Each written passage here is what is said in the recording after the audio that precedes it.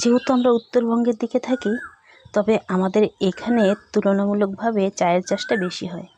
তবে এখন চা চাষিদের মাথায় হাত। দেখতেই পাচ্ছ যে চা পাতার উপর দিয়ে কী ধরনের একটা পোকা যেটি পাতার উপর দিয়ে ঘুরে বেড়াচ্ছে।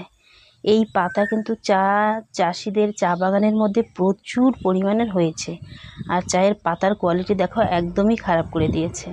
এই পোকা থাকার কারণে কিন্তু চা চাষিরা সেরকমভাবে লাভবান হতে পারছে না, বিশেষ করে এই সিজনে আমাদের এই উত্তরবঙ্গের দিকে। দেখতেই পাচ্ছ প্রচুর পরিমাণের এই ধরনের পোকা চা পাতাকে নষ্ট করে দিচ্ছে। কত ধরনের আর কি স্প্রে করা হচ্ছে বাগানের মধ্যে, তবুও কিন্তু সেরকমভাবে কাজ হচ্ছে না। আর দেখো পাতার কোয়ালিটি আগের তুলনায় অনেক খারাপ হয়ে গেছে।